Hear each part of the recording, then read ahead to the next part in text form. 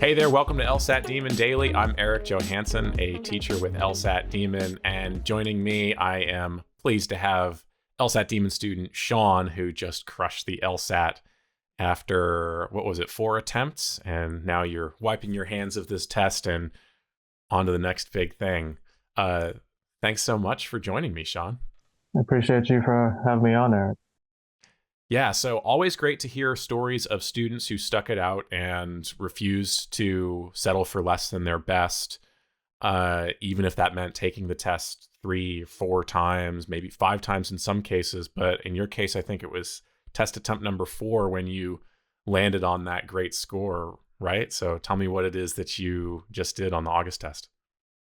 Yeah, so obviously, going into the August test, the first one without the logic games, and I think I might be kind of like in the minority where logic games were really not my thing, even when I had gotten my practice test scores up to where I felt pretty comfortable with the test. I really wasn't getting them, perfect. I didn't feel completely comfortable. So when I realized that the logic games were going to be going away in the August administration, I thought, well, even if I've taken it 3 times already, maybe this is important that I at least take one more shot at this. And, you know, went to the testing center as, during the whole test, everything was smooth. As soon as I got out of it, I thought I crushed it. And, thankfully when I got my score back, the 178 was right there. So Amazing. 178. And take us back. When did you start your LSAT journey? yeah, so my LSAT, I knew the LSAT was a thing since like middle school when I decided I want to become a lawyer, but really I got into the LSAT the summer of my sophomore year in college. I had just graduated, so that was in 2022. My pre-law advisor sent out an email to all of us that were interested in law and basically said like, here's some LSAT resources. LSAT Demon was not one of them, but it was like a diagnostic test, whatever. I forget what company it was with. So then I took it and I got a 150 on the dot, and looking back, that should have been like a very encouraging score. But I think for me, I didn't know a lot about the LSAT at the time, and also I was always a student in high school and in college where standardized tests came very naturally to me. So honestly, at that point, I was like kind of very stressed out because I thought I really, really needed to study. I had my sights set on going straight to law school after undergrad. So, I just began hitting the books from there. Yeah. And I can understand why a 150 for someone who's used to performing at the top end on tests, usually 150 would seem disappointing. It's actually quite a good diagnostic score, which I'm sure you realize now, but you saw the work that was ahead of you. So, okay.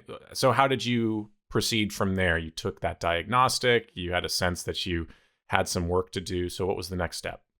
Well, the first step for me was honestly just going on YouTube and Googling stuff about the LSAT. And I distinctly remember this one video, forget who it was by, but it was this person who said, they got a very high LSAT score and how they studied was just taking like practice test after practice test, after practice test. So naturally I thought, oh, that's just what I have to do. So I got the Law Hub subscription thing and I just took, test after test after test. And I did improve, a good bit, but it was just, looking back, I can't believe that I thought that that was the way to go. And so I studied all throughout that summer of sophomore year, took it in August of 2022, and I ended up getting a 170. So I was, obviously very happy with that. And I thought that, that was it for me. And then I think, that was really the point where I discovered LSAT Demon. I discovered the podcast. And so I started reconsidering whether I should stick with this score or not. And, in hindsight, I'm glad that I decided to take a few more times. Yeah, for sure. Were you still in school at that point? So were you making a decision on whether to delay another application cycle in order to take it more? Or were you committed to applying in a later cycle anyways? Yeah, I think I was committed to, it's really hard to remember what my mindset was. Sure. Feels like a really long time ago, but Yeah, I knew that I wanted to get my LSAT score up there. So I knew that if I wasn't going to delay applying, I was at least going to take the LSAT as many times as I needed to. Yeah. So you mentioned that your initial approach to studying was just take a ton of practice tests, hit the practice tests over and over again. You found a different way. You found something else that you felt worked better. What was that big change in your approach to studying? Um, my big approach was just this mantra that you just have to get a little bit better each day, that your score isn't going to shoot up to what you want in, you know, one day, no matter how many practice tests you take. Um, so instead of doing, I was actually, and this is a true story, I was actually doing at times multiple practice tests a day Oh my because, goodness. right, I mean, obviously burning myself out, but that's what I had convinced myself was the optimal studying plan. And so after that first and actually second LSAT take, I improved by 1 point in the second LSAT take. So I got a 171, which was obviously a good score, but not where I wanted to improve to. I realized, and heeding the advice of kind of Ben, Nathan, yourself on LSAT Demon, that I really have to kind of just focus on that question right in front of me. If I get it wrong or if I don't understand it, getting really, really clear on why it is that the wrong answer is wrong, why it is that the right answer is right, and just really just looking to improve maybe just 1% each day. I love how you talk about that shift of thinking of you're not trying to like make huge gains every single day. You're just trying to learn one new thing. Were you searching for big lessons that you could take away from your review, or was it just as simple as the 1% better is I understood this one question? I guess what I'm asking is like, were you looking for like big general lessons and ways to improve, or was it just a focus on one question at a time, or maybe a combination of both? Yeah, I would say it's a combination of both. I mean, it really depended on the day, to be honest. Yeah. Sometimes I felt like I could study for, a couple hours. I could do multiple time sections and really be able to review those thoroughly.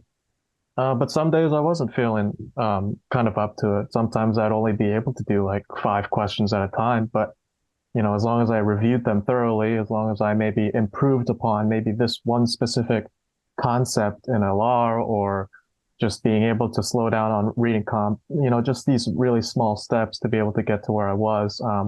That was all I had in mind, and up until that August take. Is the LSAT fun for you? Yeah, I mean, I would say so. I think again, I think I'm in the minority here. I think reading comp was always my favorite section Mm. because I actually thought the vast majority of these passages were actually pretty interesting. They Yeah. give once you start looking at them like something you want to read, they get a little easier. And I really just see it LR and a reading comp as kind of like a mental workout. It's really nice when you get them right, and even when you get them wrong, it's a chance to improve and become better at the thing you're trying to get better at. So yeah, Totally. I would say it's definitely become fun for me for sure. Yeah, there's some really interesting RC passages for sure. And if you lean into that and then also just think of these as little word games, little puzzles that we get to solve, I agree. I think this test is a lot of fun. Actually, like I know on my August test, like there was a passage in RC. I was a philosophy major in college, and you know there was a passage about philosophy, and it was this. I don't know if I could say what it's about, but it's like it was a very specific subset of philosophy that I had actually read about before and I'd taken classes on. So I Nice. was like, wow, it's my it's my lucky day. This is a great reading comp passage. So I think that really helped me on August. Maybe a bit of good luck there. Awesome. Getting back to your score history, so you mentioned a 170, then a 171, I think, on your second test, and then there was a third test that you took at some point. Yeah, so I took a third test and I actually regressed a bit. It was I have it up here, a 167. So obviously not where I wanted to be, and I think I almost actually quit right there because at the time I interpreted that as saying, okay, I guess I guess, I tried, but 171 looks like that's my peak. So I'll just, apply after I graduate. That's fine. It's a great score. But what changed for me was just realizing that I could do better. I got really into the groove of things a couple of months ago again, before August. So yeah. How did you know that you could do better? Well, I think that stepping away from the test, I think on score release day, if you have a score that you're not happy with, you get all these sort of like really pessimistic thoughts and you start doubting yourself a lot. But I think after a few weeks from that day, you kind of are able to see the bigger picture and say, okay, my practice test scores are clearly telling me that I can do better than the score I just got. Combine that with the fact that your least favorite section's going away. I know that not a lot of people can relate to that, but you know, that's probably a good indicator that you should at least take one more shot at this. Yeah. No, I think we would always talk about how logic games was an opportunity to reach a perfect section for many, many students. But I think there are probably plenty of students out there who agree with you, who struggled with logic games, who never got to -0. And, awesome. Now the test is set up in a way to play to your strengths. So you took advantage of that and you walked away with a 178, which it sets you up for success potentially at pretty much any school you want to apply to if you thought about where you want to go, what your applications are going to look like. Yeah, I think, well, I'm not going to apply this cycle, not because of anything with my scores, but rather kind of like the plans I have. I'm going to be in Spain for this school year teaching some English, and I'm actually applying for a Spanish teaching job when I get back in the Great. States. And so, depending on how those shape out, that would change what cycle I apply in. But yeah, obviously, I've looked at the scholarship estimator that the Demon has, and on like the 509 reports for all the law schools. And for me, I'd love to be able to go to a school like Yale, Stanford, Harvard, Penn, things like that. But I'm just gonna apply to as many schools as I can, see what shakes out for me, and hopefully I can make a good decision then. Awesome. So you were a philosophy major. Do you have a sense for what type of law you want to practice? Well, one of my favorite classes that I took was actually legal ethics, and Hmm. in that class we got to read a lot of these theoretical books about kind of the lawyer's duty and the ethics of lawyering and stuff like that. I've kind of thought about going into that sort of realm. But, also I think everything's on the table. I've always said to myself and my friends that I'll figure that stuff out once I get into law school. Um, yeah. Well, thank you, Sean. This has been a real treat. I applaud you on your perseverance and sticking it out, not accepting that you had reached any kind of personal limit, knowing that you could score higher. You kept going. You knocked it out of the park with that 178. And yeah, can't wait to hear what the future has in store for you. Please stay in touch. Yeah, we'll do. Cool. Before I let you go, any final words of advice for people listening? I know that you were a podcast listener yourself. You said that you found that these success story episodes helped you and inspired you. That's great to hear. So, for the person who's now in those shoes listening, what's your biggest piece of advice? I'd say my biggest piece of advice is kind of the shift I had in my study process, which is just to focus on getting just a little bit better each day.